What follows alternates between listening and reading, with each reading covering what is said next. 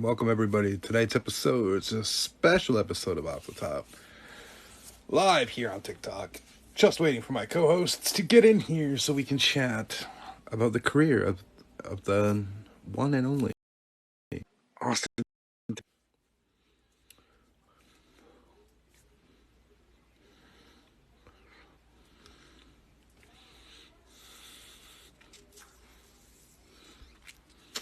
What up, Kane? What up, man? Just waiting for Nate and them to be here so we could talk about Austin Theory. I think my ears were burning. I think so. It's funny. Let's do the panel tonight, so that way,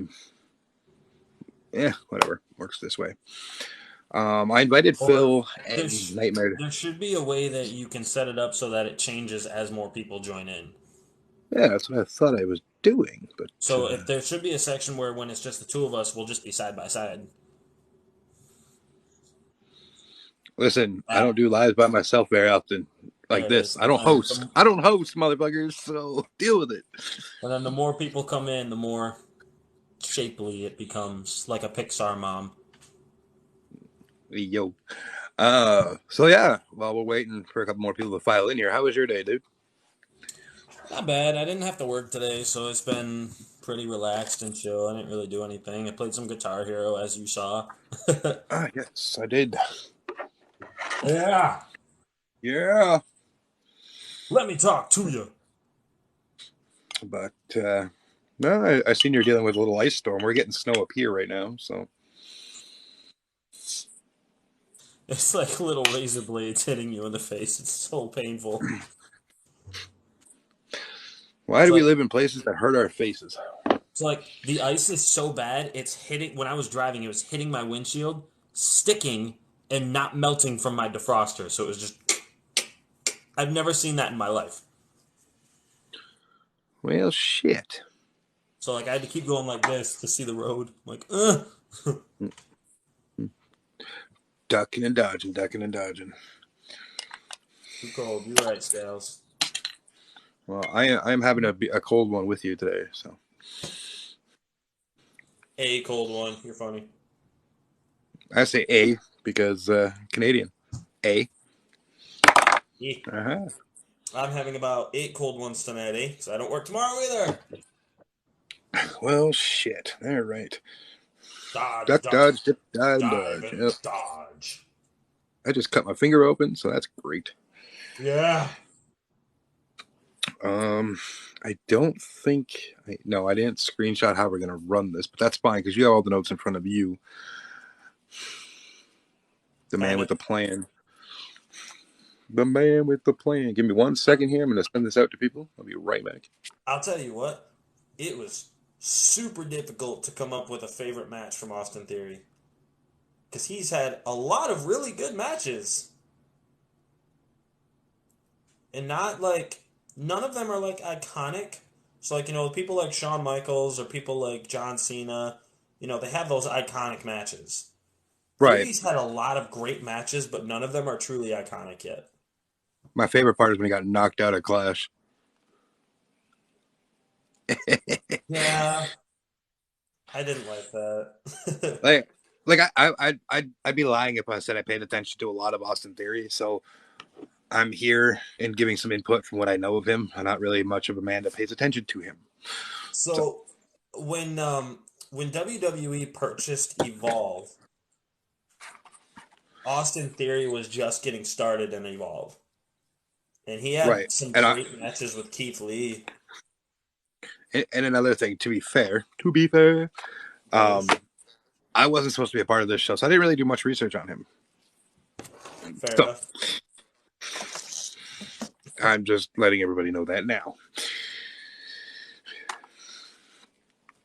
I'm sure the men's table match will be good. There's so much talent in that match. I think it should go off without a hitch. I mean, I see Theory walking out as the champ, though, but... Do you? I do. Interesting. Our predictions. Are we still doing predictions tomorrow night?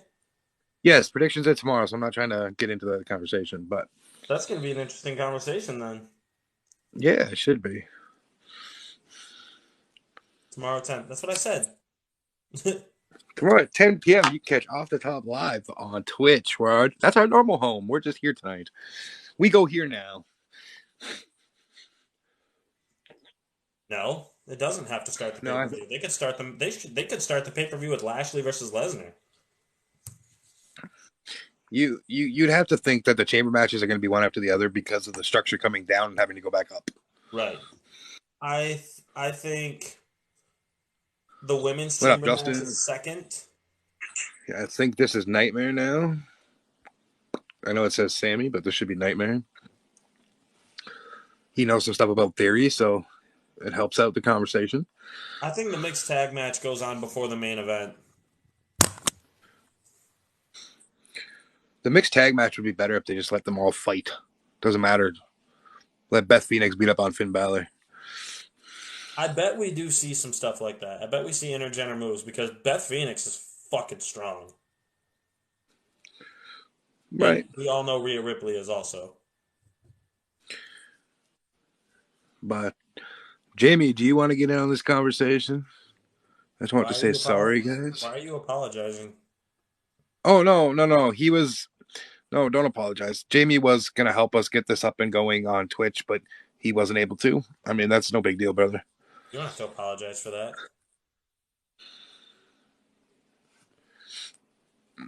I blame straight up. I blame Matt. We're just blaming him. Yeah, probably. That's... See, is he a scapegoat? Blame Scouts. When in doubt, blame Scouts. But apparently, we can't get Mr. Let's try again, Nightmare. Just remember that when we're done with this, to download it and send it to Scal Yeah. so he can post it. I did not. No, that's not my fault that you got banana. Don't blame me. That's Scal's fault too. You know whose fault it wasn't, though? It wasn't Snitsky's fault. Was it my fault? I don't know. It's like I said, when in doubt, blame you. Anyways, I mean, we'll start the conversation, Nate. As people hit request and stuff, we'll get some thoughts on them. So I can start with like the history lesson on Austin Theory if we want. Yeah, you might as well. All right.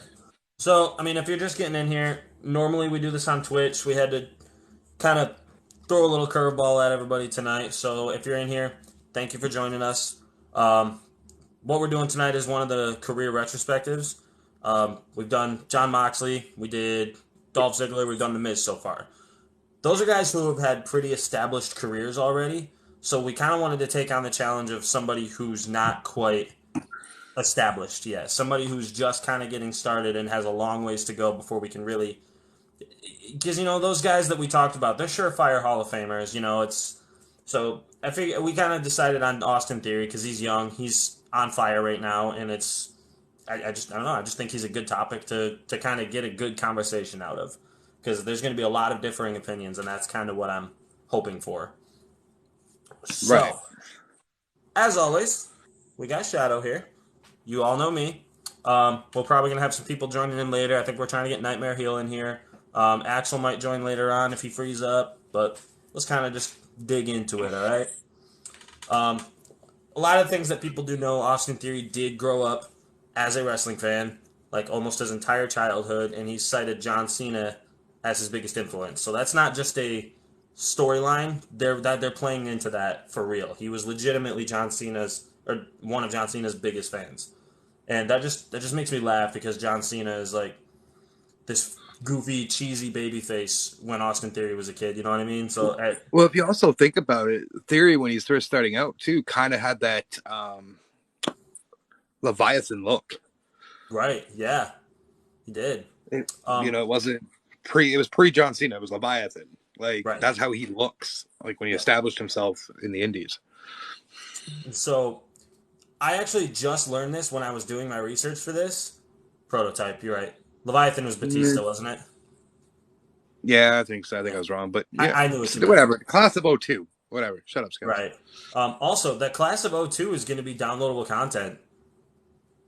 Yeah, Like it should be. It. Leviathan, Prototype, O2 Yeah, it's the Randy Orton. bonus. Yeah, it's That's crazy. fucking amazing to me. Anyways, so when I was doing my research, this is something I didn't know, so this is news to me. Austin Theory was trained by AR Fox from AEW.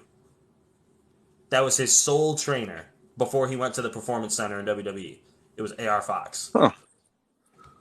It's And crazy. I didn't realize AR Fox was that old. AR Fox is like pushing 40. I didn't know that. Um, his first pro wrestling match was actually against AR Fox for a company called WWA4. I don't know what that stood for. I could not find it anywhere, but he won the World Heavyweight Championship from that in his debut. People discredit Austin Right. as dominating. Yeah, we'll definitely get to that, Taekwon, for sure.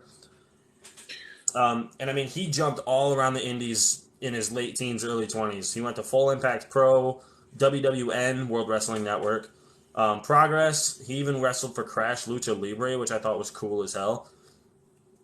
And Huh? before he went to WWE, his last stop was Evolve. And that was the company that was actually purchased by WWE and basically used as a farm system for NXT. It's where guys like Keith Lee came from. Darby Allin and Roderick Strong came from there. And he was actually the Evolve World Champion for like almost an entire year when he was like 21 years old.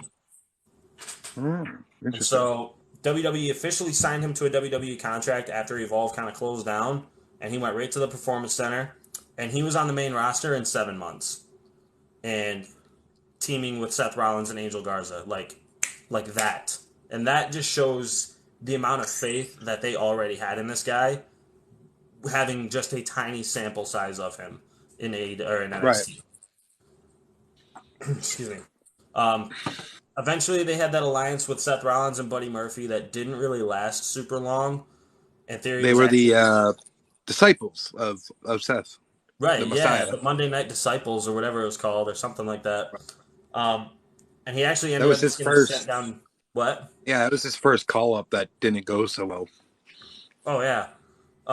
And he got sent back down to NXT. Um, he ended up teaming up with Johnny Gargano, Candice LeRae, Indy Hartwell in a faction that became The Way.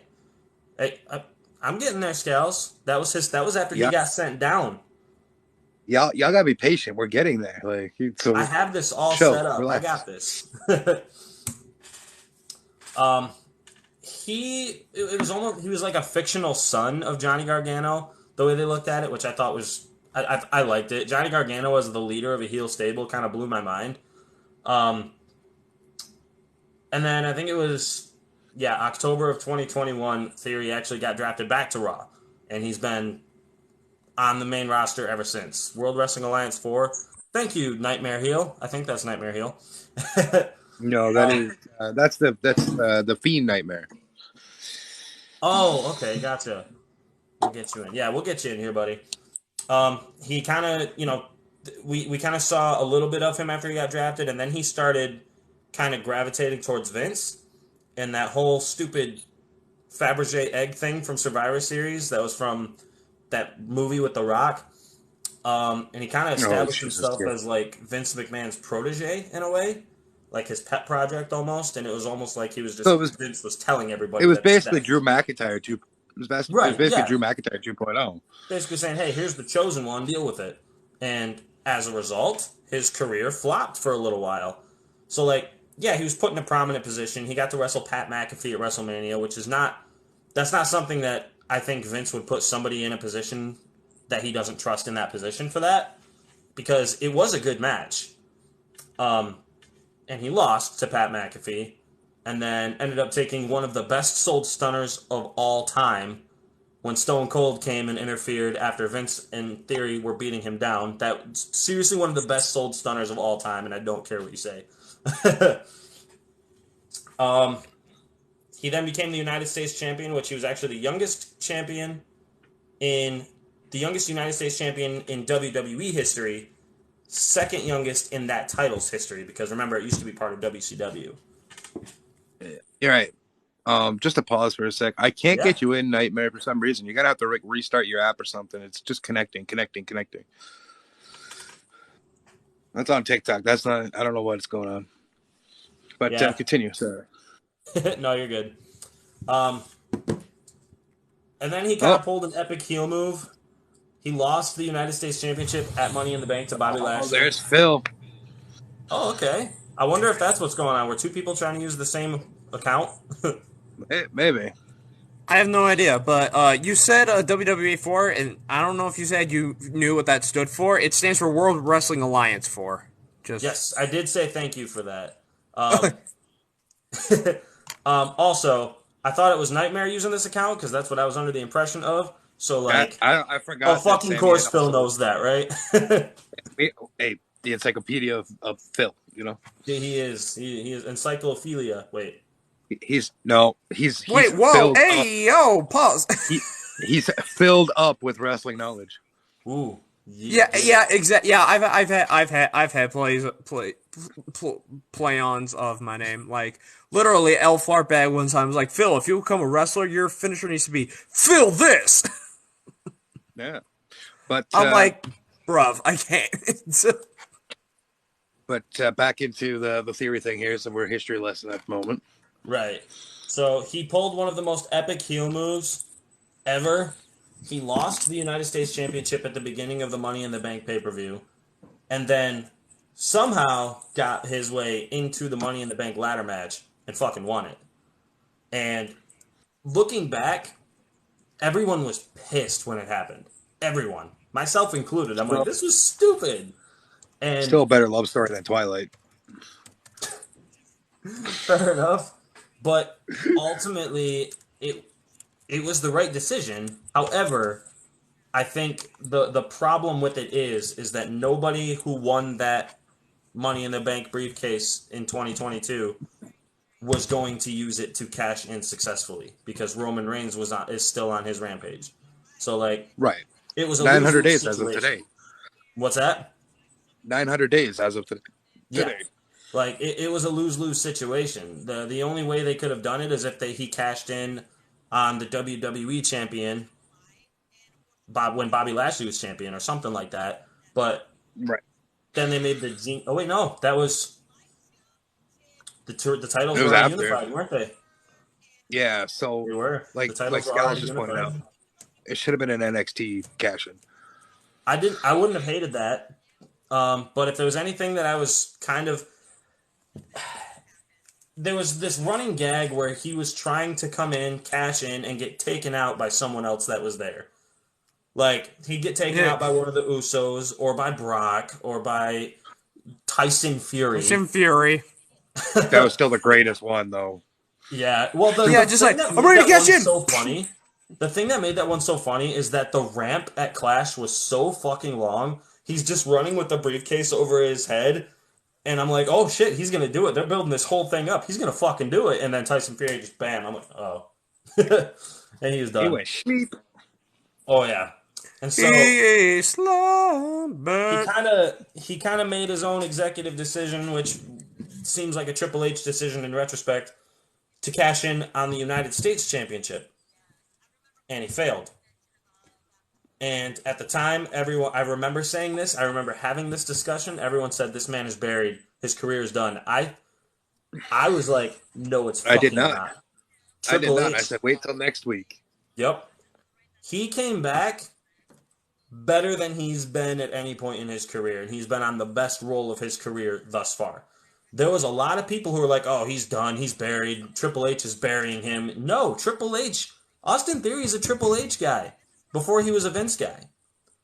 So, like, you don't have to go say I didn't. If you didn't, you didn't. Cool. But a lot of people did.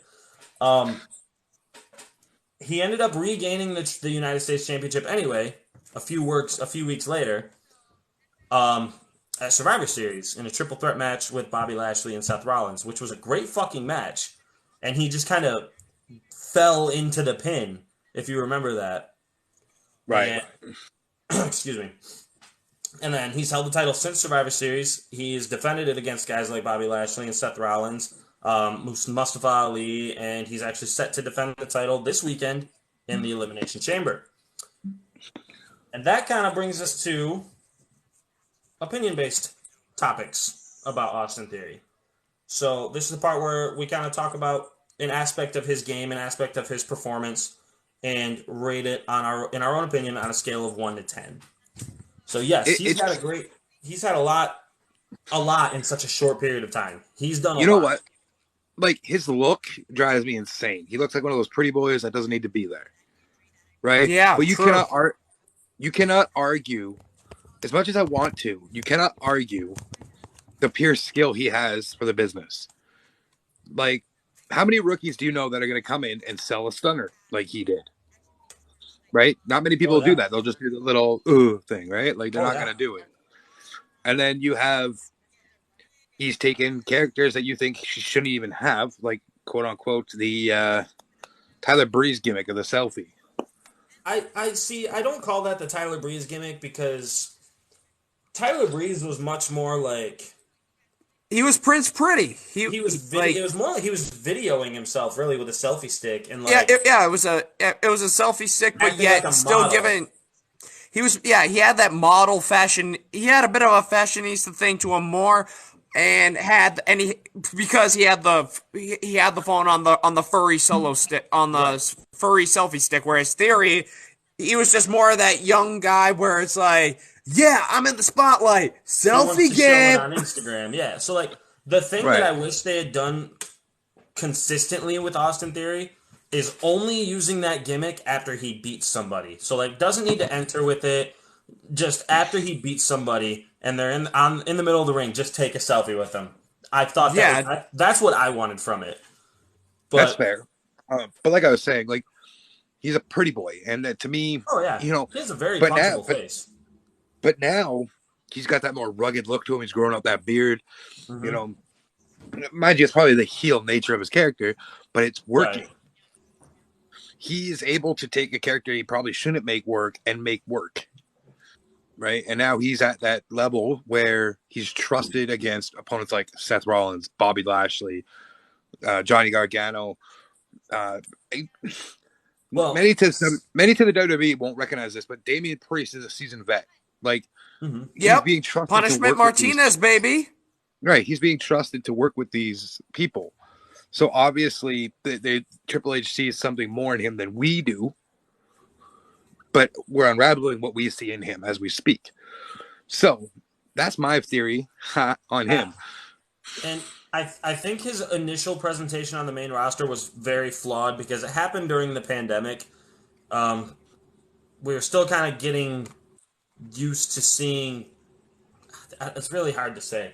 Like when he first got called up, it was really hard to. He didn't really have a much of a character, which You is two, kind of why Carrie. it I'll be right seemed back. let down. He was just this guy that was with Seth Rollins. Same thing with Angel Garza. We didn't know anything about them.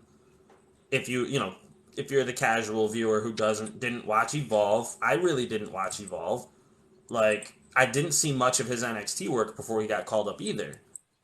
And for a guy to be trusted in the situations that he's been trusted in and knock it out of the park pretty much every single time, it just speaks a lot to what he's actually capable of because he gets really good heat, like really fucking good heat, and people are like, "Oh, that's go away heat." No, it's not.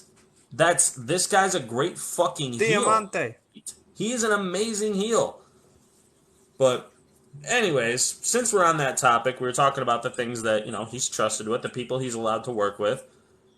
Shadow, how would you rate his scale of 1 to 10?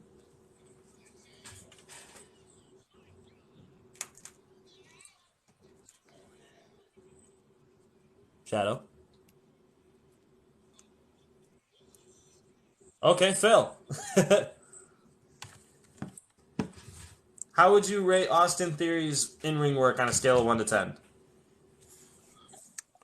On a scale of 1 to 10, Austin Theory's in ring work.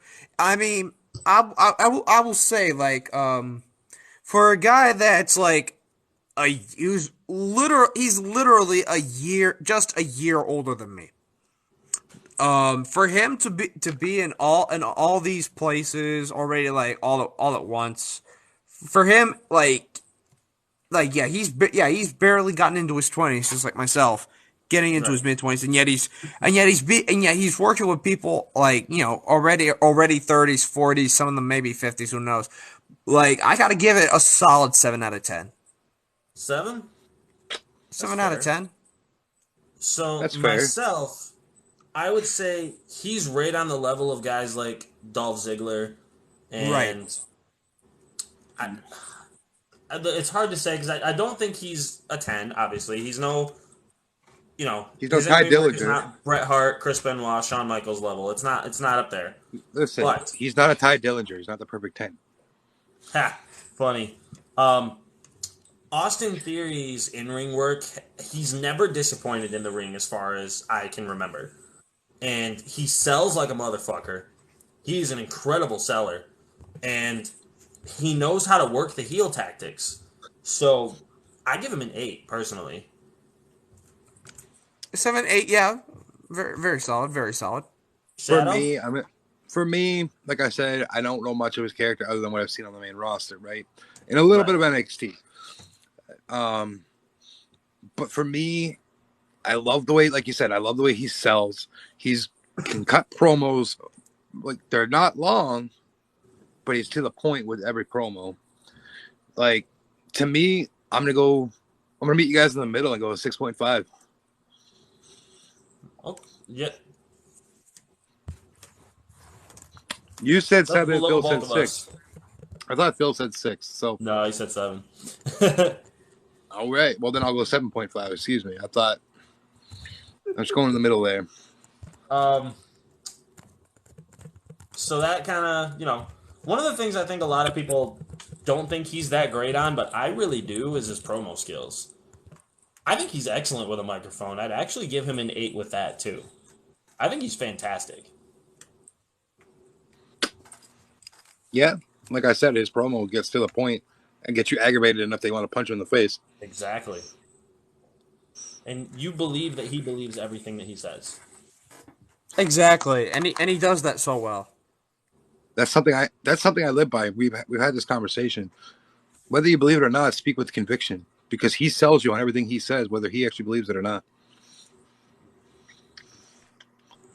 Absolutely. So what do you think, Phil, his promo skills? I said 8.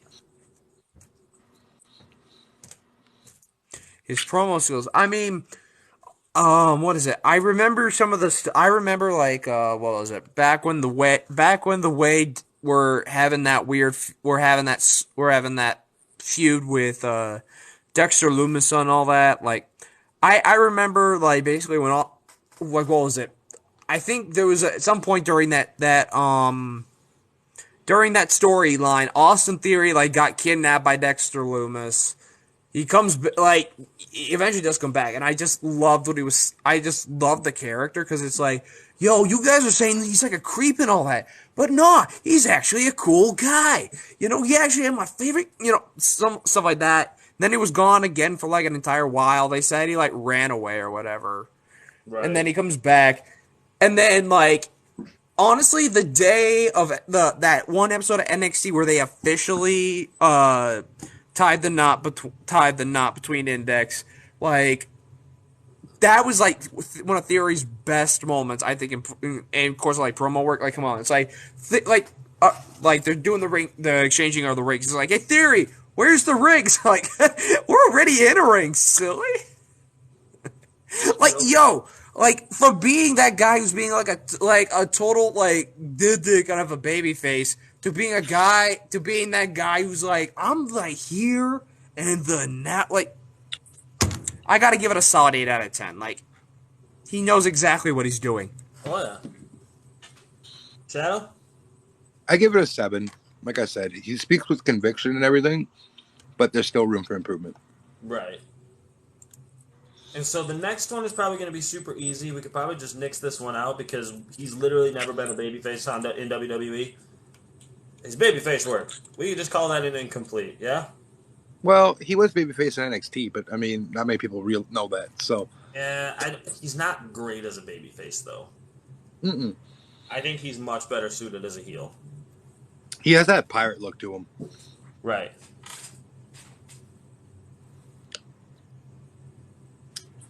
So I think we can all agree to nix that. Right. So we'll just call that one an incomplete. And so that kind of segues us over to what we know him as, and that is a heel, a overbearing, pain in the ass. Want to see him get punched in the face as much as you would want to see the Miz punched in the face at his peak. Heel. I personally think, and maybe I'm probably gonna get shit for this, but I don't put him on the level of like 2009 Randy Orton. I don't put him on the level of 2006 Edge. I don't put him on the level of NWO Hulk Hogan. I think he is a 9 as a heel, though. Not a perfect 10, but I think when it's all said and done, he will be one of the best heels of all time, provided he stays healthy and stays with WWE. I give him a 9.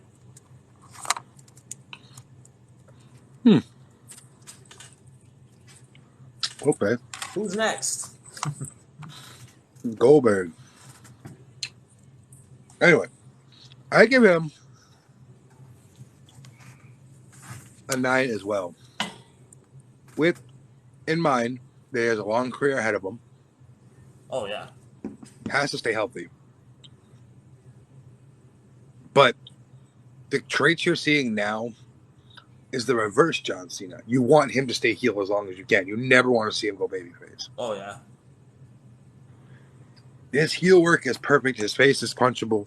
His attitude, his body mannerisms, it sells what he says and does.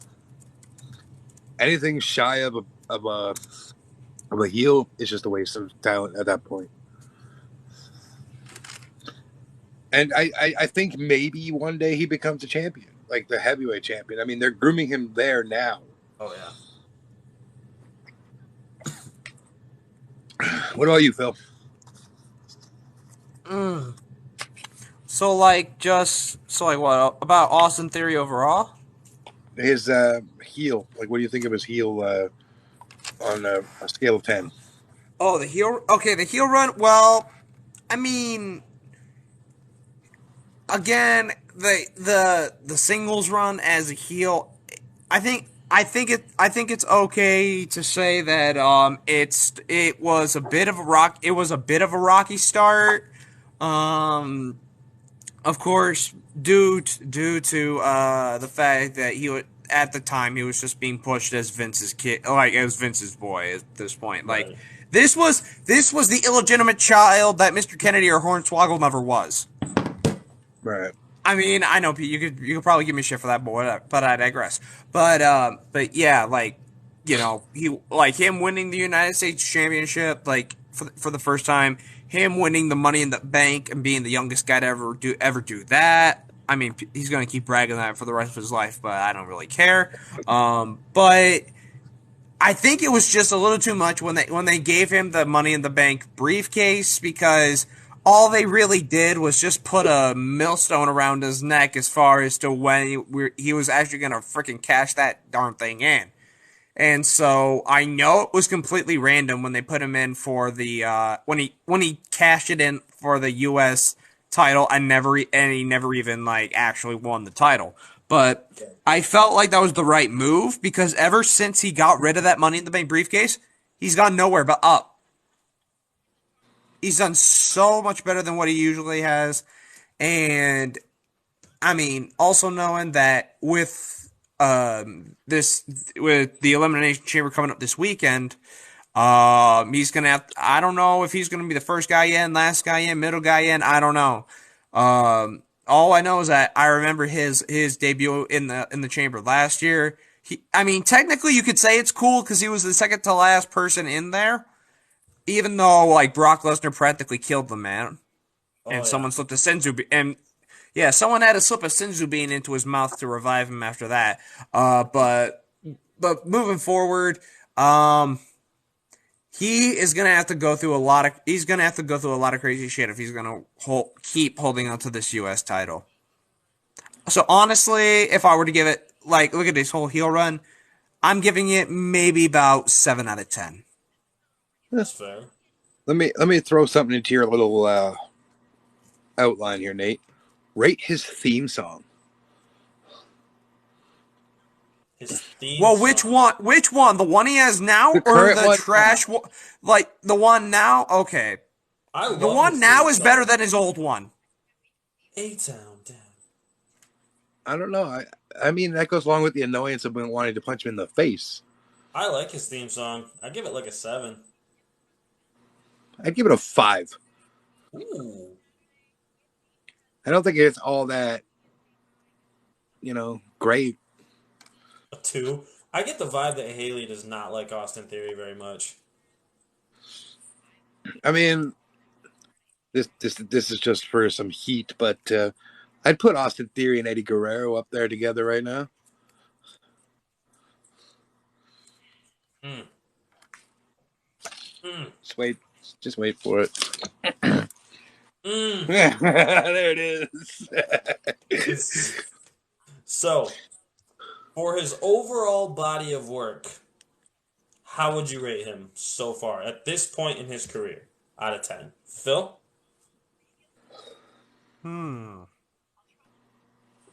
Where he is right now.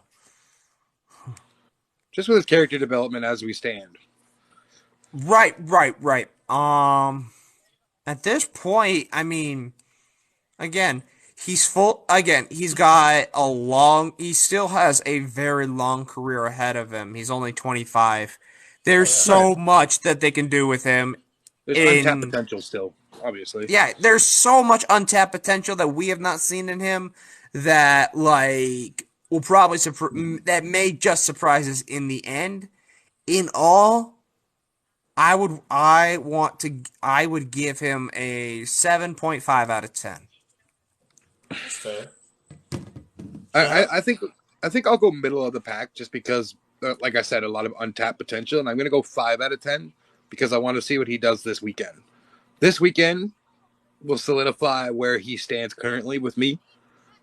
So, if all goes well and he defends and retains, I'd bump my rating up to about a 7. But I need to see how this weekend falls out, given who he's in the ring with. I don't think that he needs to win this to solidify himself for me, anyways. So, like, because, like, I think they're gearing him up to face John Cena at WrestleMania. John Cena's schedule is apparently cleared. He's done filming Peacemaker. He apparently Right. wants to wrestle at WrestleMania. And it's WrestleMania in Hollywood, so he wouldn't have to travel very far.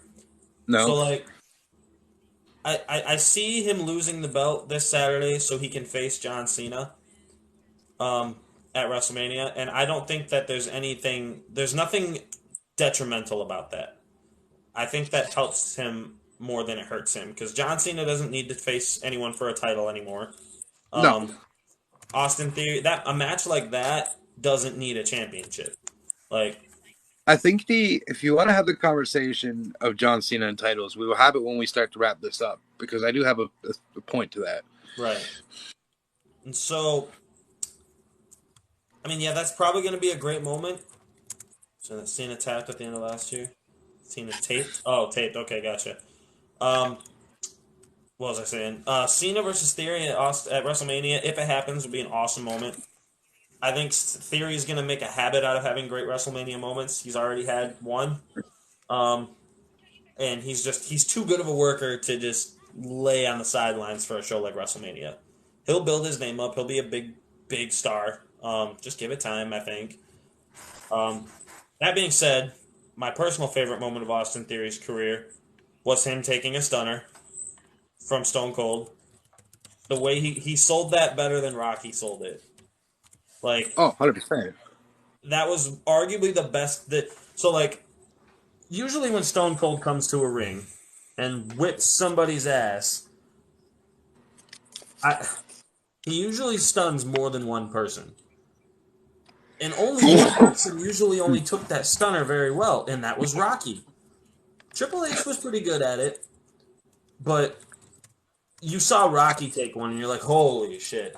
But him and McAfee both took one, and Vince, but let's not talk about that. But McAfee's stunner was pretty great too, because he like spit the beer out and just fell backwards. But My favorite part of McAfee was he on outside of the ring chugging a beer, laying down. while he's on the ground, he's like, oh yeah, Yeah. um, Still think WWE should have made that a shirt, but yeah. So that was my favorite moment of his so far. I don't know if everyone here agrees with that for me, but what else? What would you say is your favorite moment of his career so far?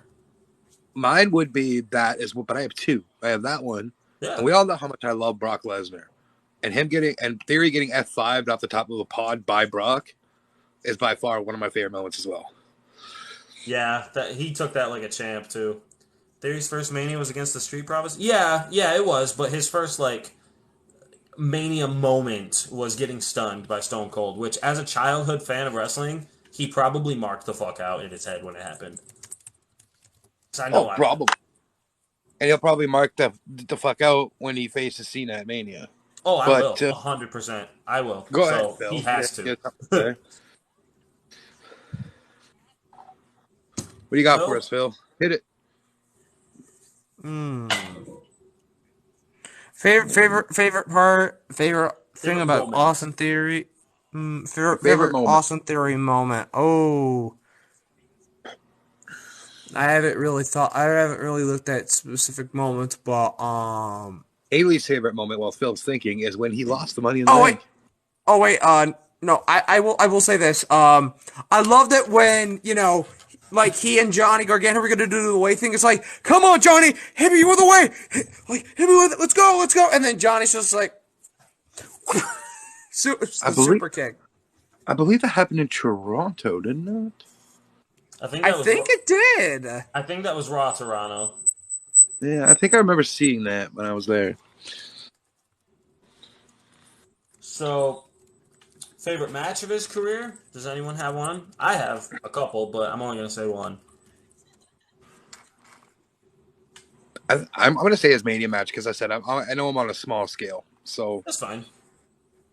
Fair enough. What do you think, Phil? What's your favorite Austin Theory match? My favorite Austin Theory match. I can't. Oh man, I mean there are a few you could choose from, but I think if I had to choose my favorite one, I probably want to say oh gosh, there was one. Oh man, this is hard. I mean, honestly, one of my favorites that involved Austin Theory was the one at War Games, the one between where it was Austin Theory, Seth Rollins, I think Bobby as well. Bobby, the That was a triple good threat one. match. I like that one. Yeah. That's where he won the title back. So, I had a couple come to mind, and then only one of them really stuck out that much, and I know probably a lot of people haven't seen it. I just watched it because my buddy wanted to watch it, and it was the first match I ever saw Austin Theory in. It was at Evolve 100. He took on Zack Sabre Jr. okay, and it was absolutely phenomenal. Obviously, Zack Sabre Jr. is one of the best workers in the world, but Greatest Austin Theory technicians. right. Like Austin Theory is legitimately one of the better workers on the WWE roster right now. So like he definitely if you get the chance, I highly recommend going and watching it. Zack Sabre Jr. I think was the Evolve champion at the time, but it was such a great match. And then I like that he had a match with Dolph Ziggler on Monday Night Raw in like fucking August of last year. That was really good too. fair enough. So I don't know if we're all going to agree on this next one. I think we will. What was the lowest point of his career so far? Underwhelmingly, it has to be the Money in the Bank. Yeah. Yep. Losing the Money in the Bank cash-in for a mid-card title. I think And, like it worked now in retrospect, right. but at the time That is very retrospect. underwhelming, and that's the low point. But he's only gone up from there, so Right. So, I mean, that's kind of the thing. Like, a lot of guys who cashed in and failed never really fully recovered. Baron Corbin, you could argue he's never fully recovered from cashing in and failing. Damian Sandow definitely never fully recovered. he was gone John like six Cena months fully later, wasn't recovered because he's John Cena. he? Yeah, Braun Strowman, you could argue he didn't fully recover. He only won a world title because Roman Reigns backed out of WrestleMania. So, yeah. like, in the cash in on a mid card title, lose, and immediately, like, so, like, his career trajectory was like this: cashing in, failing, the promo we cut the next week, and then ever since then, it's just He's bam. got a rock. He's got a rocket strapped to him. Oh yeah. So while that was probably the lowest moment in his career, it's probably going to be one of the ones we look back on as the turning point in his career, and therefore necessary. It was a Right. necessary low point because Vince fucked a lot of things up with him, and Triple H is like, "We're not going to do that with you." I mean, you got to give it to Triple H too, and we're going to make a sidebar here for a minute. But allowing wrestlers to go back to their gimmicks that were working. Prime example: Doudrop back to Piper Niven. Oh, I'm so fucking happy about that. Like while she was Doudrop, yes, she still had the Piper Niven attitude display. You could see that, but now she's allowed to be herself again, which is an absolute brute of a woman. That segment she had backstage with oh my god, who was it? It was, I don't remember. It was two other women, obviously. And she goes, "If either of you get in my way of the Raw Women's Championship again, I won't be so nice about it." I'm like, oh, like Yeah, damn. because this is Piper Niven we're talking about. We're not talking about no stupid dude. Me and We're him not and talking about Candace. Yeah. no do drop. Who gives a fuck? Okay, so Scal's brought up another interesting point here. Like he doesn't need to be the lone wolf. Like that doesn't work. That gimmick is gone. The That Lone worked Wolf for gimmick didn't really work that well for him either, it if you did in recall. NXT, but it did in NXT, but not the main roster. There was a running gag in NXT about how quick Baron Corbin's matches were. It's probably his Like, sex life too. he'd I wrestle a digress. 2-3 minute match against nobody and beat him. And then he would randomly get thrown into championship matches. Like his gimmick, we look back on it. Yeah, sure, it was cool. It looked cool, but what did he do? What he didn't really do anything great under that gimmick at all. No, He's a good worker. Baron Corbin's a very good worker. He's one of the safest workers everywhere. I missed your low point for Theory. Oh, I'm sorry. I mean, I didn't really miss it. I just was trying to get a circle back to it, but we kept talking.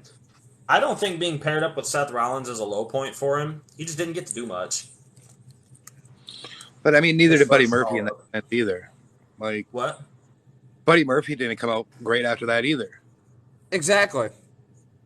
Okay, now I mean, if you look at it now, sure, he worked out to be a genius. He's over in AEW. He's working with Malachi Black. Amazing. He's doing amazing work. Who Right? had a standoff with the Elite last night, I heard. He also Or on won, Rampage tomorrow. Whoops, I spoiled it. and you have Buddy Murphy who just won the Melbourne Open, that championship down there. Right. But so he's done well, but not in WWE. He didn't flourish anymore after that. Right.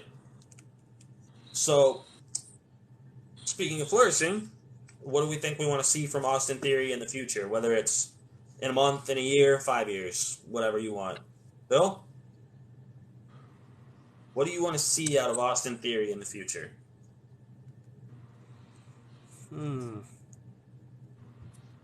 I mean, I feel like this might be an easy one to say, but Haley, come on. I would like to. I kind of want to see the way on the main roster at least once. Yeah, That's I fair. can see that. I'll make a bold prediction. I'll make a bold prediction. Austin Theory is on the big bright lighted board of WrestleMania 41. Oh, He's main event. He'll be main eventing 41. ooh! What's that? That board is created already? No, that's what I'm No. saying. Just See that. imagine it. Just imagine 41 Austin Theory headlining WrestleMania. So I've got something that might throw you guys for a loop, and I want you to hear me out. I think it's pretty presumable that Cody Rhodes is going to be the one to dethrone Roman Reigns at WrestleMania. I think we can pretty much all agree that that's what's going to happen. No, Sammy this weekend. Really. No. Being predicted. I mean, I wouldn't be mad if that happened. I would love it, but I'm trying to be realistic here. I know. That's the story that needs to get finished. I think, and this is what I want. I don't know if it will actually happen. I want Austin Theory to be the one to defeat Cody Rhodes for the world title later this year. So I think that interesting would to that. skyrocket him immediately to being the best heel in the company. Going off your point, and also going off Justin's point here, what happened in Cardiff last year? Theory got knocked the fuck out. You got knocked the fuck out. Where is Money in the Bank this year? It's in the UK. London. At the O2. So you have Theory win it and cash in that night and become champion. I mean, having redeeming himself from the joke winner is one of the best redemption stories ever. Right. If you have him win in the UK, where he got knocked the fuck out while holding the briefcase last year, right, it could work. And I mean, let's be realistic. I saw people in here say Johnny Gargano winning the Money in the Bank. I don't think that's going to happen. Johnny Gargano's a perennial baby face. He's 35 years old. He's not here to be the future of the company. I love Johnny Gargano, but he's not here to be the future of WWE. Let's be realistic. I love Johnny too, but realistically, I don't see him as a champion. The guy's, what, 5'8"? He's a roster spot. 190 pounds. He got brought back because Triple H is like, well, we didn't like the way we released you.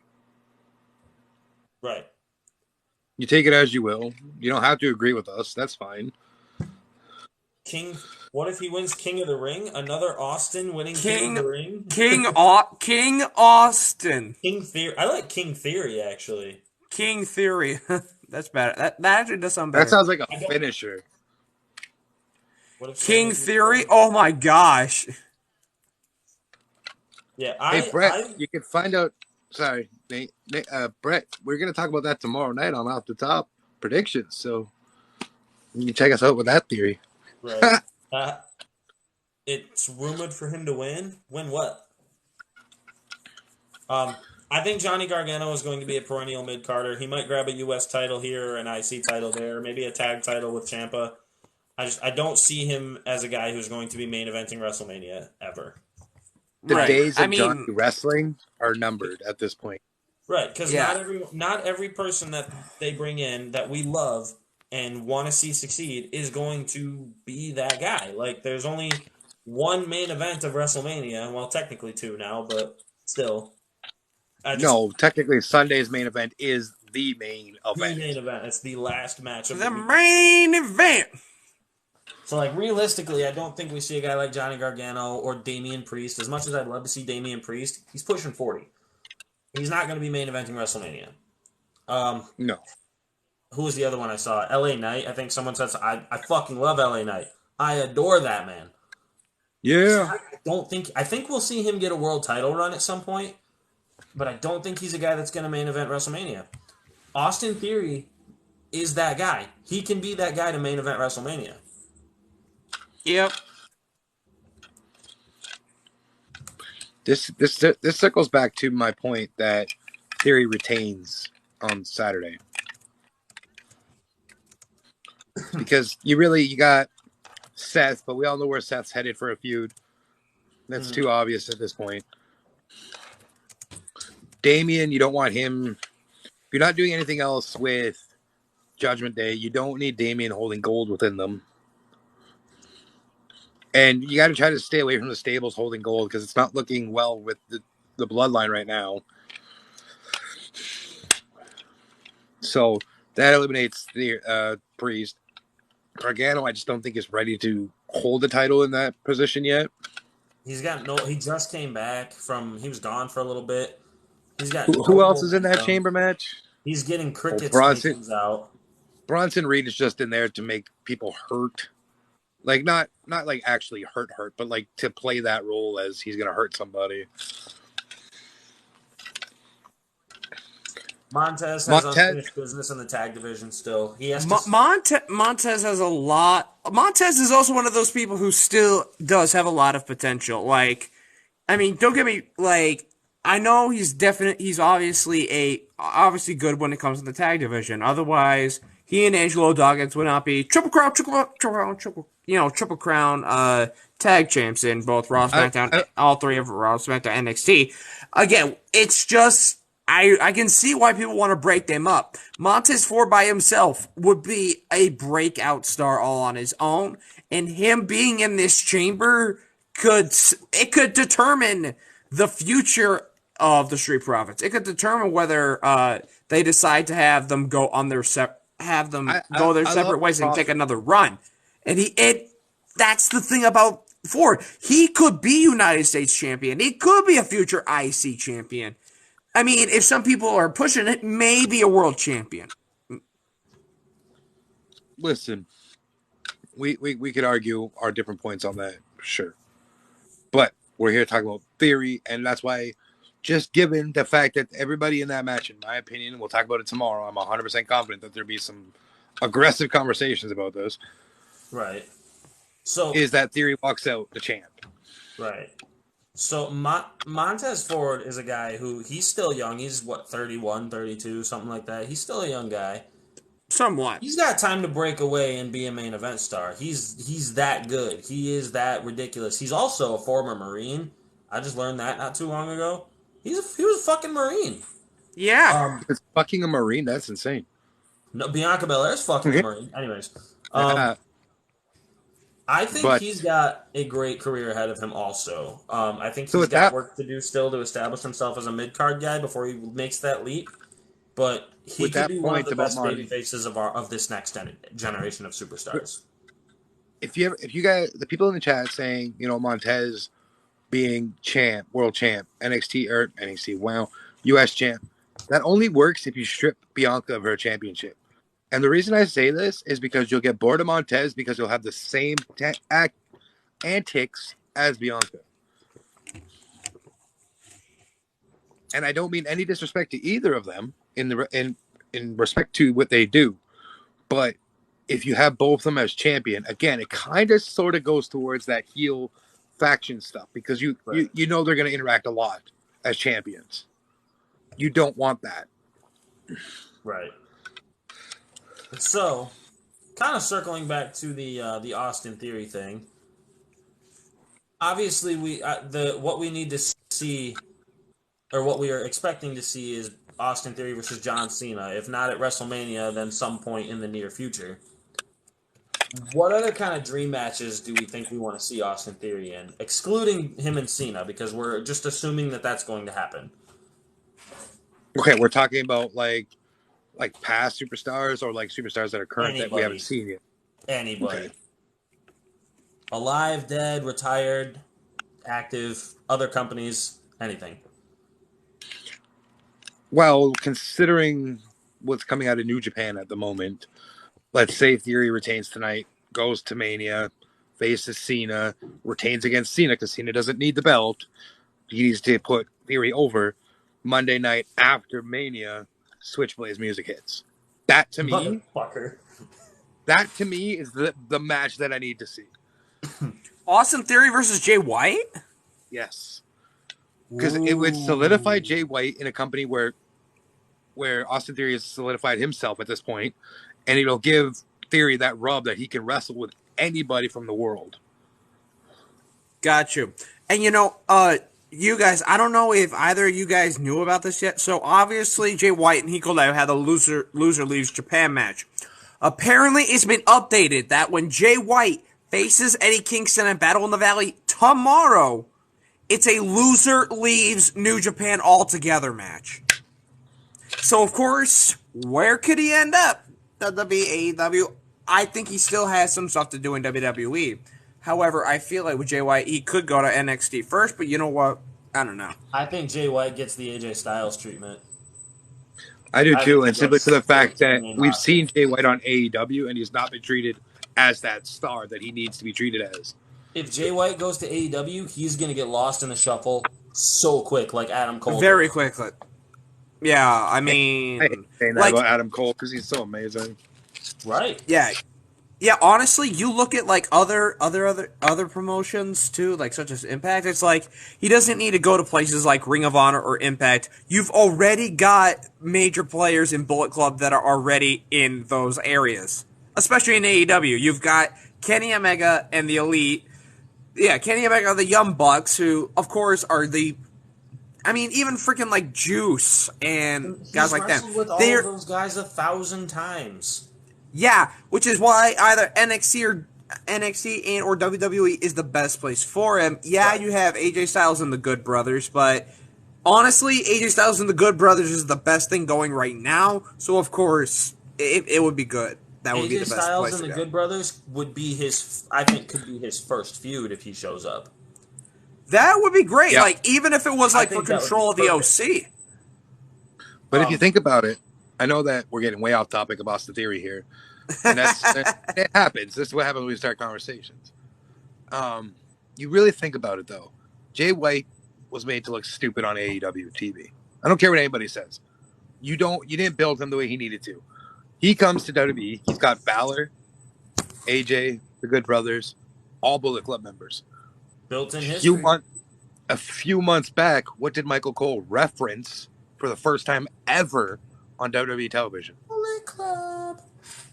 So So I'm pretty sure they're starting to plant the seeds of the Bullet Club maybe slowly coming to WWE. Maybe not in the same respect as being called Bullet Club because they still are a PG product, but a version of Bullet Club. So there's also something else just popped into my head really quick. Imagine he shows up, has a friendly match with AJ Styles. Just a friendly, like, hey, we're buddies, we know each other, and then they get attacked by the fucking Judgment Day. Right. There's a good feud. Yeah. But anyways, Yeah. one of my dream matches was Jay White.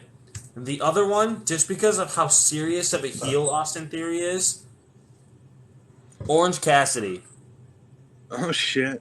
Yeah. That would be a fucking amazing match and feud. Orange Cassidy is severely underrated. He's a great ring worker. Like, I love Orange Cassidy. And then I want to see him against Cody Rhodes also for the You world need to title. see. You also need to see Theory versus Rick Rude. That'd be a good match. Yes, it would. Battle of the Pretty Boy. Fucking hell. There's a lot of matches I'd love to. I mean, the thing is, Theory's so young, he's hardly wrestled anybody. So, like, he's got a long career ahead of him. He's going to be facing a ton of people, and I'm super stoked for it. I mean, Theory's glass ceiling is so high that I don't even think we're even scraping the surface of him getting to the top of a ladder at this point. Oh, not Like- even close. He's on, like, the second step of the ladder that's, like, 30 feet tall. He'll be given that proverbial brass ring and he'll run with it. Oh, yeah. 100%. And that being said, we're expecting great things out of Austin Theory. Do you think he'll end up in the WWE Hall of Fame? When it's all said and done. That's tough.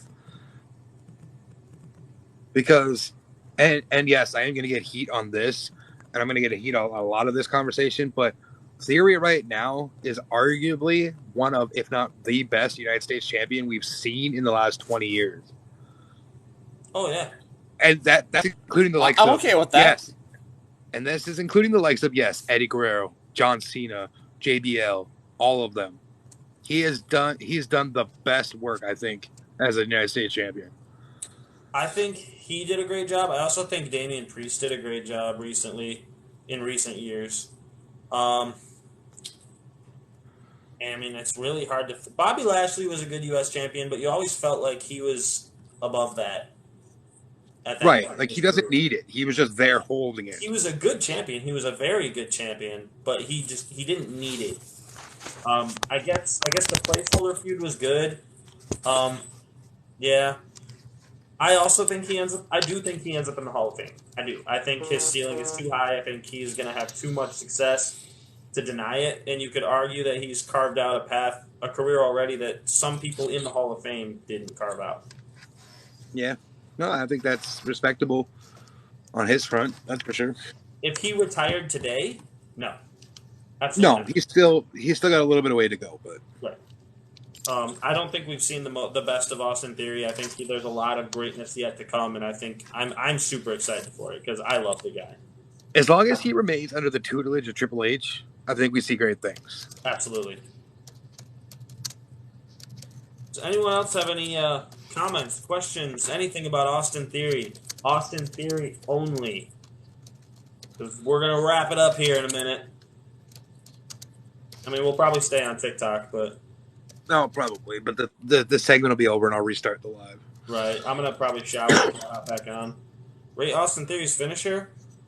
Ooh, I don't. Oh, love what his finisher.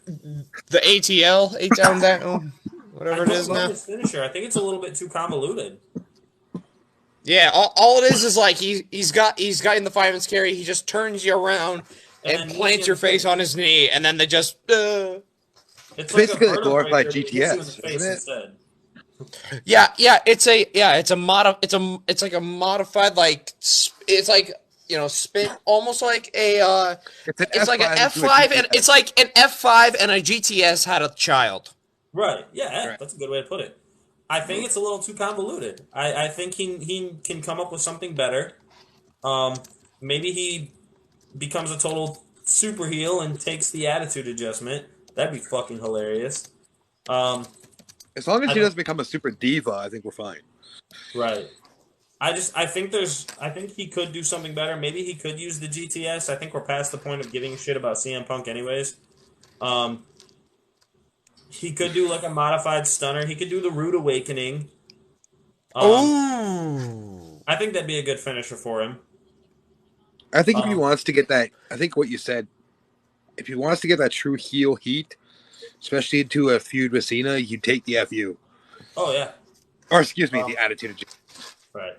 But right now, the A-Town down, like, yeah, it looks like it hurts, so that gives it extra points, because it's a face buster. So, like, right. I give it like a 5, just because there's too much setup and too much convoluted nothingness. There's too many things that can go wrong with it in the short amount of time that you need to pull it off. So I give it Right. a 3. I'm in the middle with you guys. I give it a 4. That's fair. We all don't really care for it. Like, the end game of it, I like. You fucking knees you in the goddamn face. That hurts. Right. But, like, the fireman's carry, and then the, like, hey, I'm going to spin you and throw you and then hit you in the face, it's just too much. Like I said, there's too many. Like I think we've seen it in the Bobby Lashley, Seth Rollins, Austin Theory match itself. Like there's just too much going on, and now we have Axel who can come in and speak as well with us. Now that he is not busy. One of the real quick, one of the things that I want to see if he does steal the AA from John Cena, I want it to be in a match against John Cena, and I want it to be in that same way that we love to see Cena do it, where he caught someone with a crossbody and did a backwards roll with them, stood up, and then picked him up onto his shoulders and then hit him with it. I would love for him to do that. He's strong enough. Austin Theory's shredded. So, Absolutely. So now, if you guys don't mind, I'd like to hand it over to the #1 man fan club of Austin Theory, Mr. Axel. The floor is yours. Somebody say A-Town down? What? What say A-Town down? Hey, I got you for a scream it out loud. So give what us a are the rundown of questions? your. Are we just talking or? Yeah, give us your rundown of Austin Theory, his moveset, his heel work, his face work, stuff like that. Rate his in-ring work, and then promos. We don't really need to worry about babyface. We nixed that because he's never been a babyface that much. Heel work, Yeah, just a little bit at a Okay. time. All right. So I'm gonna go with straight.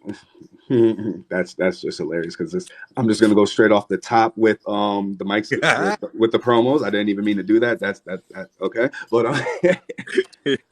promos, I'm gonna give him an 8. He still needs work. The reason I give him an 8 is because when he fumbles, he can fix it. I don't know if you guys recall when after what was it, Clash at the Castle, I think it was, when he got socked by what's his name? Tyson Fury.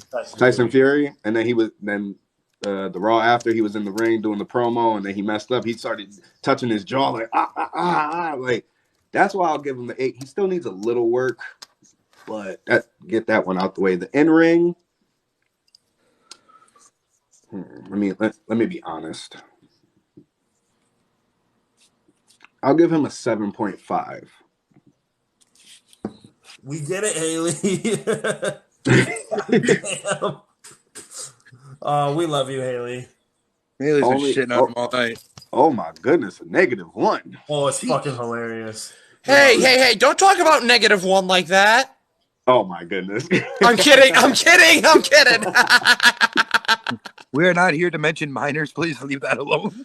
Oh my goodness. Hey, Nicholas was the greatest tag team champion in WWE history, all right? He hasn't He lost never a match. I got think he's beat. at, like, He never got beat. yeah. But anyways, continue, X. But definitely a 7.5. I want to see him do a lot more in the ring. What he does is good. His selling is out of this world. In my opinion, his selling is probably like top 3 of like his best things. Real quick. Yeah, I saw you reading something there. Fluffy Muffin. Do you not know about Toxic Attraction? Yeah. Me and Gigi don't got history and evolved, so Austin Theory joining Toxic. I'm afraid I've got some... I'm afraid I've got some bad news. They broke up. All right, continue, Axel. Yeah, somebody was actually saying that in my live earlier, bringing up Toxic Attraction. I'm like, They broke up. and then they brought up Mandy too. I'm like, hello. Are you sure about that?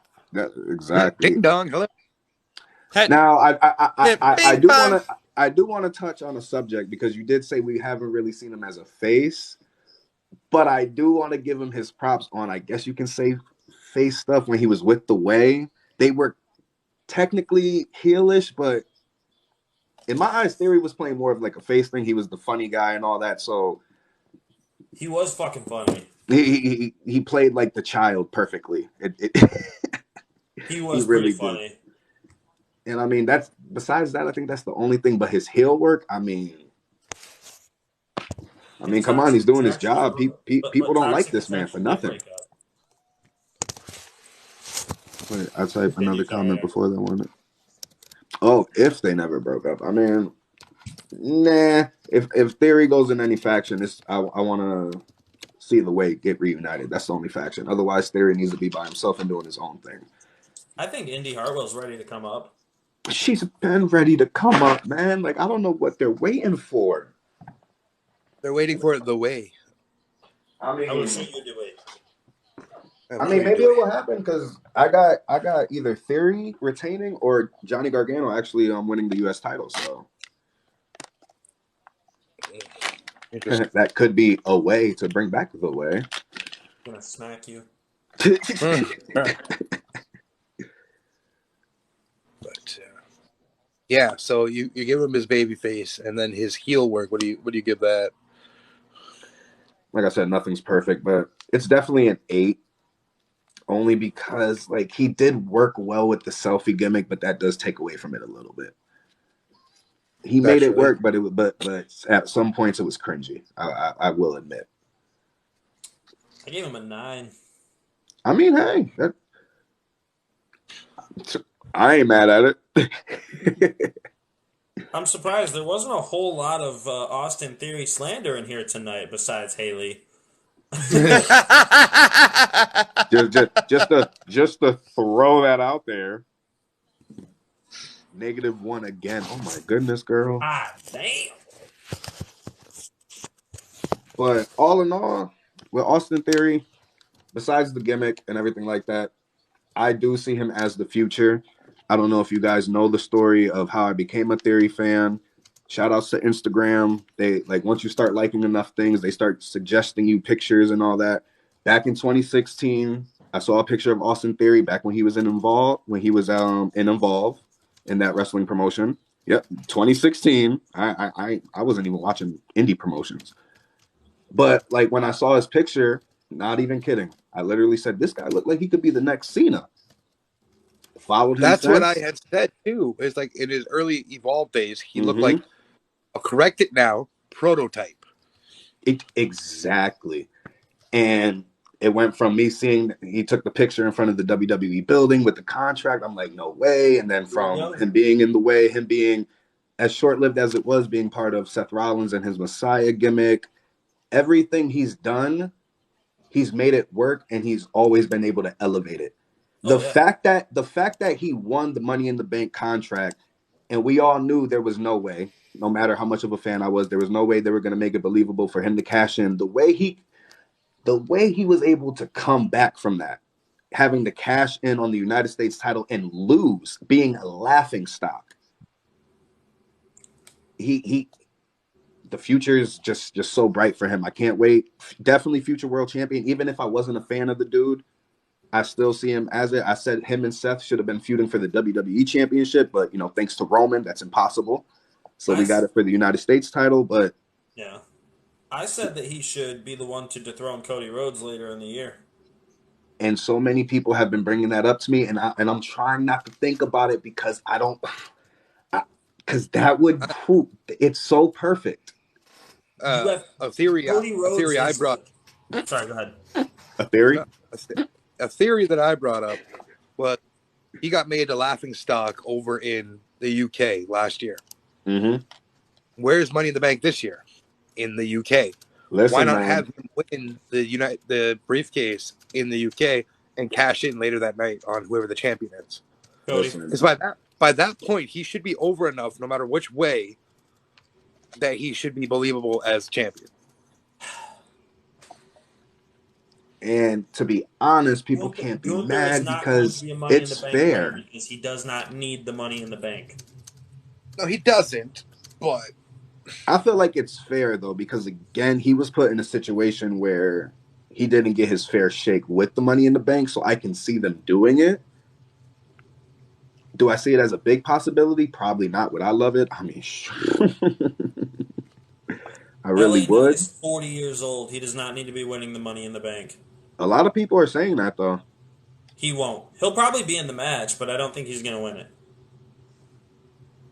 I went as far as saying his name is going to be up on that big light board for WrestleMania 41. It'll be the moniker of 41.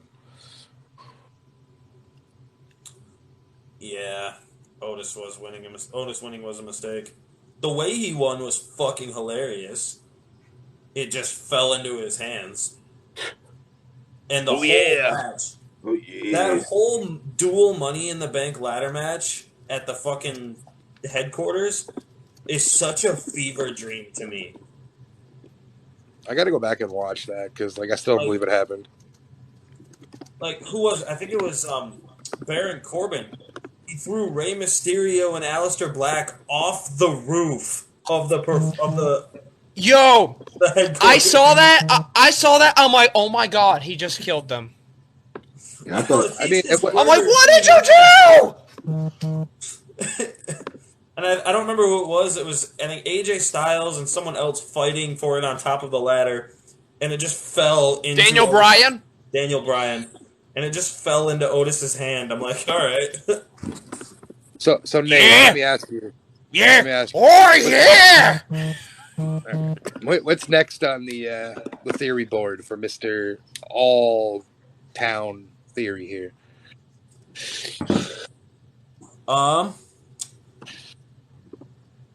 What is your favorite moment of his thus far in his career? Him winning the United States Championship at Survivor Series. Just this past year in the triple threat match? Yep, because me as a Theory fan, me being there live, I did not have him winning. That's right. You were at Survivor Series. I did not have him winning, not a single bit. Seth Rollins was the champion. I really thought, they were going to give Seth his fair shake, because he's been doing everything for everybody else.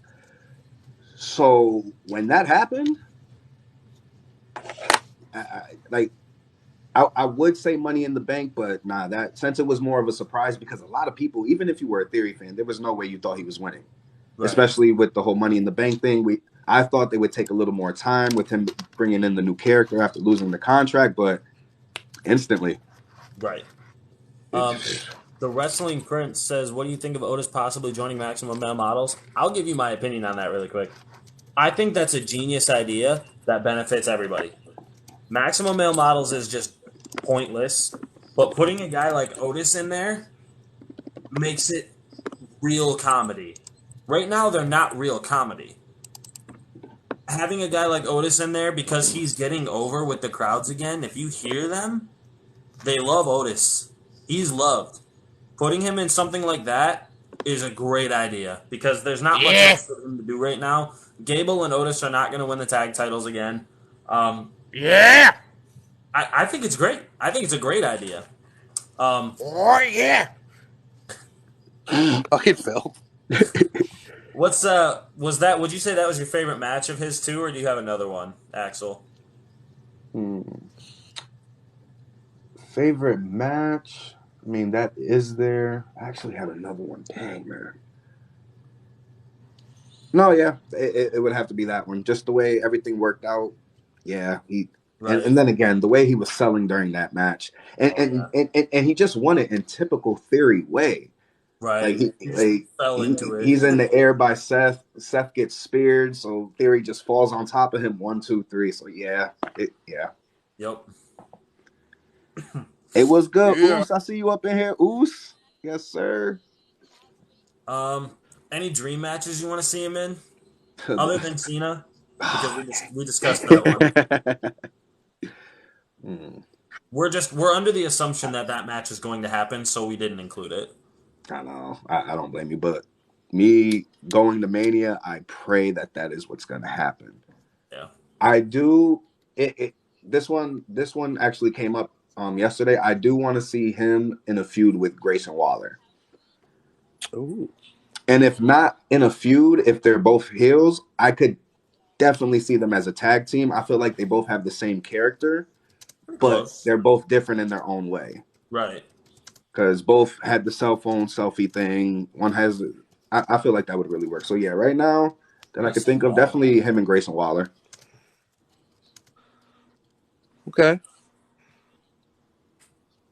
Shadow and Phil and I all had the same sentiment on that.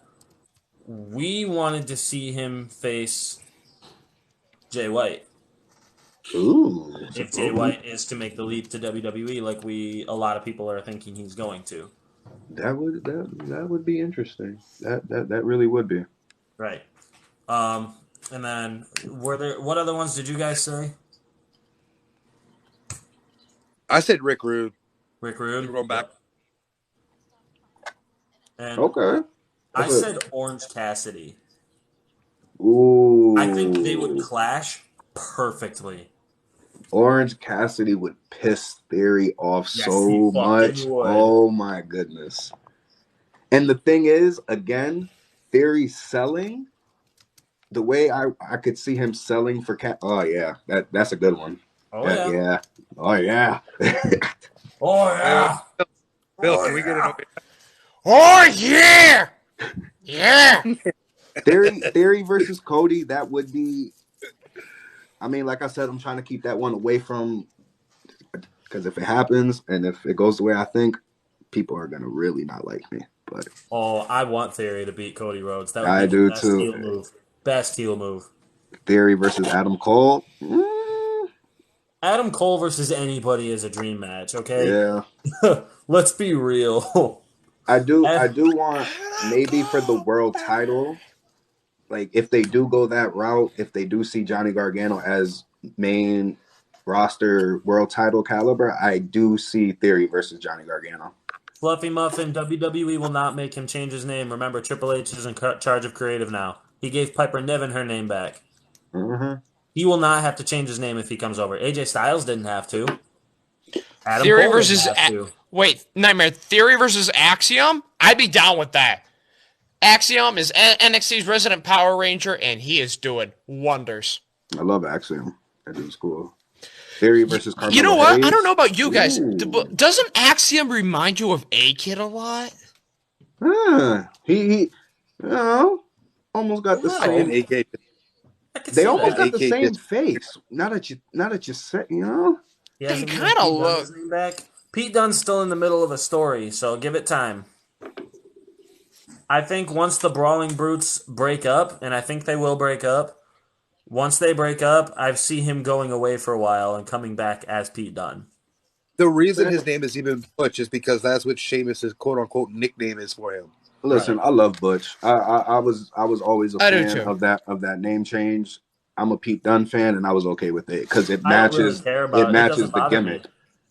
It just and he really acts like a Butch. I mean, that's what I think a Butch would act like crazy. AJ Now that Styles. hold him back. Like With all due respect, AJ Styles' name does not transcend wrestling. If I walk up to a non-wrestling fan and I say, "Do you know who AJ Styles is?" they're probably going to say no.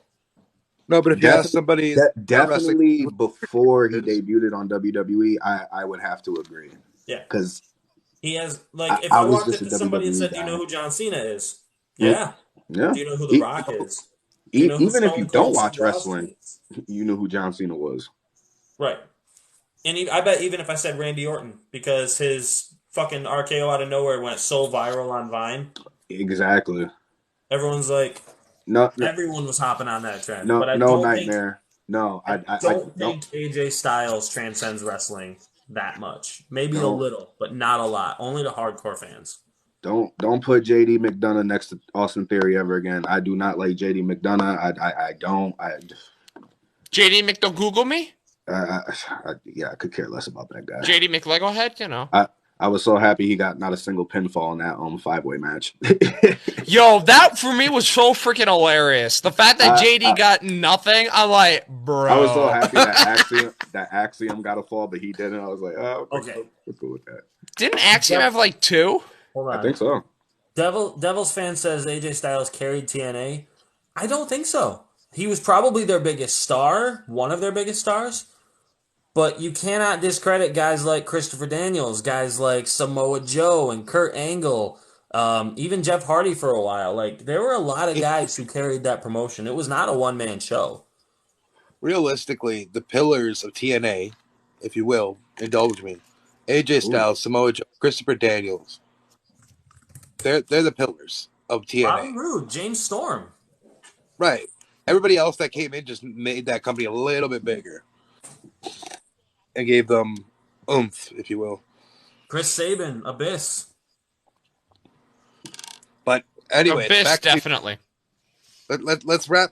Let's continue with this theory stuff, and then we will have a long conversation afterwards. We'll set up another live, and y'all can nitpick at things. But continue. The next category, please, sir. That's I guess. Do you think he'll end up in the Hall of Fame someday? Austin Theory. Ooh. I say I say yes, and I mean we talked about this on the last podcast I was on for Off the Top. Like the certain people who are in the Hall of Fame now. I mean, if his career goes the way I think, maybe 2 or 3 world titles, and he could definitely always kill the mid card title scene. I don't see why not. Right.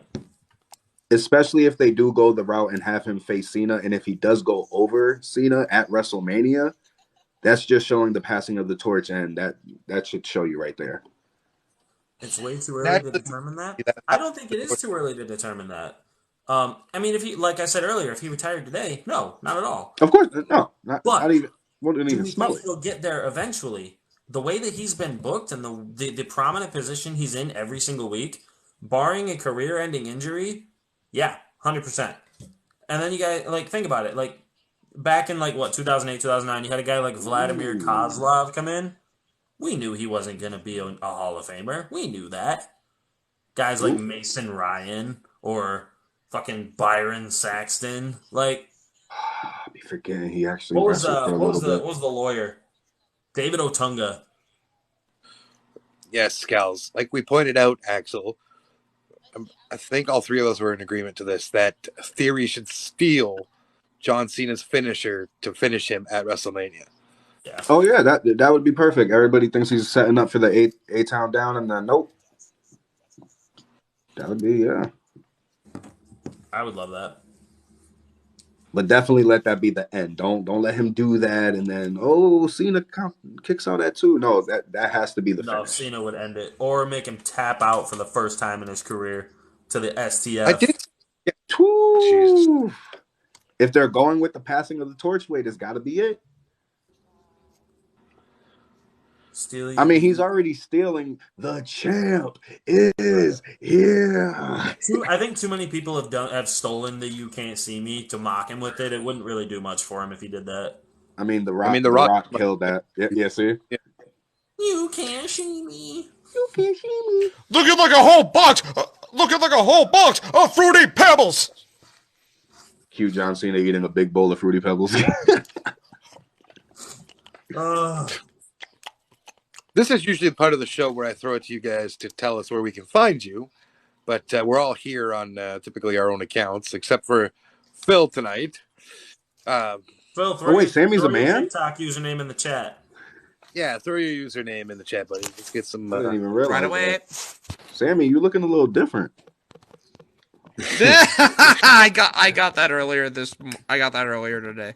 I mean, we've steadily held at least 20 people for this entire hour and a half. So we appreciate you guys coming out on the fly to the Off the Top career retrospective.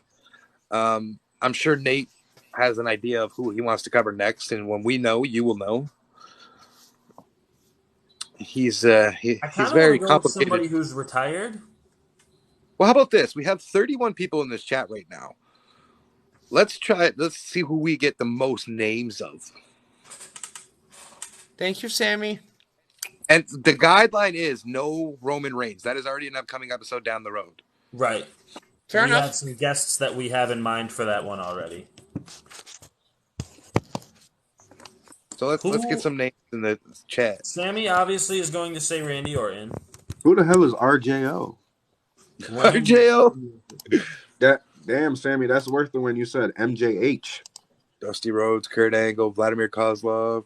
Oh my Shut the fuck up, Justin. Kurt Angle? Who's Kurt Angle? I'm not sure. You talking about Chris Angels? Grayson Waller. Eddie You mean Guerrero. Eddie Guerrero's not a bad idea. Yeah, that is definitely one. And I mean, we can nix at least one question out of there, and that's, do you think he'll be a Hall of Famer? Because he is a Hall of Famer. Well, we could rephrase it and say, does he deserve to be a Hall of Famer? Yeah, well, you know what? That question needs to be had. Oh, wow.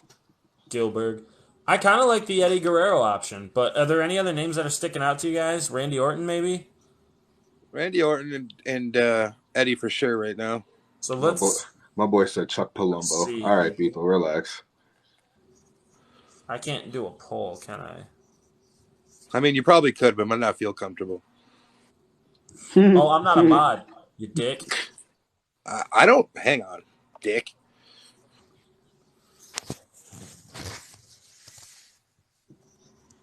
I mean, technically he's not retired. He's dead. I know that's terrible, but he didn't retire. No. Throw some women in there? Why would we throw a woman? That's against the law. Yeah.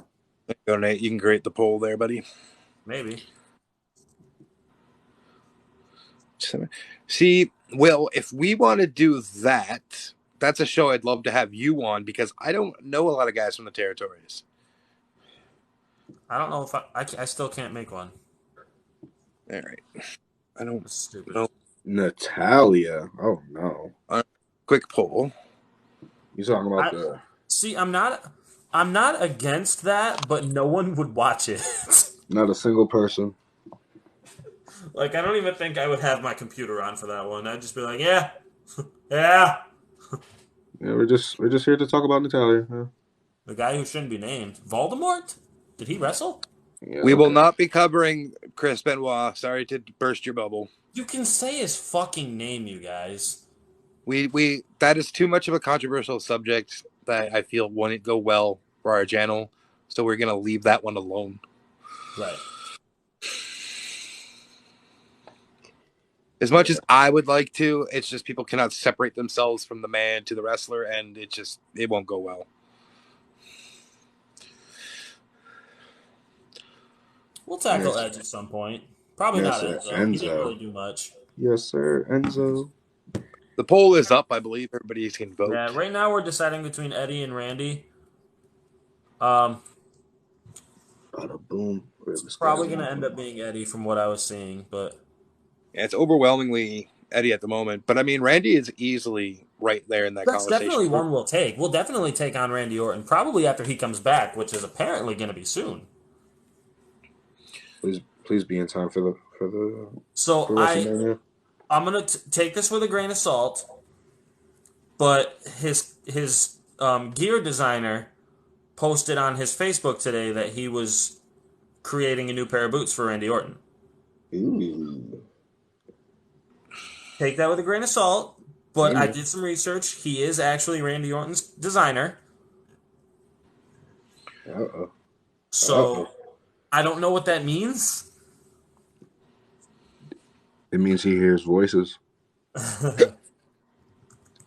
But Randy Orton's been gone for 9 months, and his surgery was successful. So That's insane. It's really been 9 months. It was long enough for him to May get Kim knocked 23rd up or again. something. His last match was losing the Raw tag titles to the Usos. That was that long ago. That's insane. Yep. That's wow. That's wild. Phil's on pause, so there's while waiting So, for this if- poll to finish. I think if Randy Orton is healthy to come back before Mania, he should be at WrestleMania. I hope so. I think if he comes back, he returns on Raw. I'm back. But I mean, while we're letting how would you guys feel about Cody versus Randy? I think I'm that sure needs we to- get that at some point. It would be That's- that would be cool. That story writes itself. Because I mean, because again, it's Roman. We really don't know. But Cody think does the win. first Randy thing- comes 'cause- back Raw after Mania. I think the first thing we need, because somebody else posted that they were healthy and coming back very soon, Ooh. Matt Riddle. Have them return on the same night. Have Orton turn on him immediately. There's a WrestleMania match right there. yeah, you need that. Immediately. And Randy Orton will probably win that match, but that's okay because Matt Riddle will be fine. You could have Randy go back to the pure heel that he is. Matt Because- Riddle was suspended storyline, but he actually had to have surgery. Well, he also failed the drug test for too much nose candy, but that's beside the point. Yeah. Right. And now he over here looking like crazy man, but you know. Flayed, gone white. Yeah.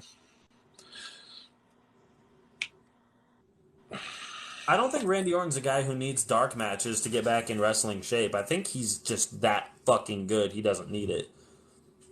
That's what excuse me. That's what rehab is for, man.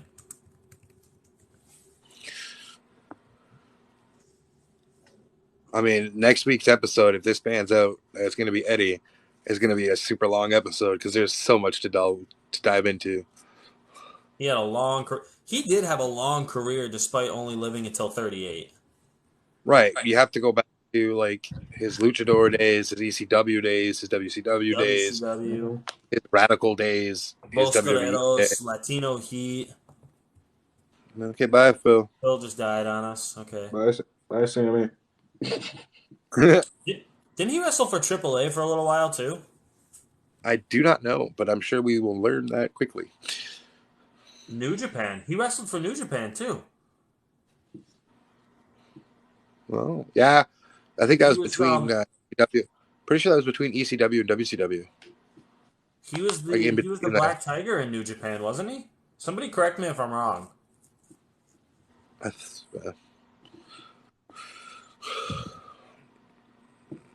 Eddie Guerrero did Ring of Honor. Oh, wow. Oh my goodness. It's a tie with 3, 2, 1, 0. Oh, Eddie won at the last second, 52.38%. Insane. That was a 50-50 up until the last 5 seconds. He was the Black Tiger. Thank you. So Knicks here, fan we'll do Hulk Hogan was this. GOAT? No, he wasn't. Next week is Eddie. The following week will be Brandy. I think that's That's fair. That's fair. I mean, that's what the poll did. Which means Sammy has to be on there to gush about him for at least 5 minutes. Sammy needs to be one of our guests. Yes.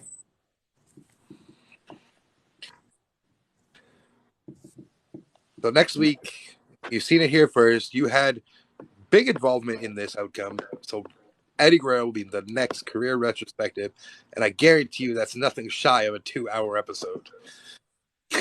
So I'm planning being on here Thursday at 9. We'll hopefully be back on Twitch. Should be back on Twitch. Maybe I'll even double stream it. I might stream like I did that one time because we got quite a bit of people watching when I did that. I have 2 phones, so I might as well. I mean, we really appreciate all the comments and involvement tonight. Right. It was really good. really good. It turnout. doesn't feel like an hour and 45 minutes we've done this for. Mm-mm. Phil, wherever you are, thank you so much.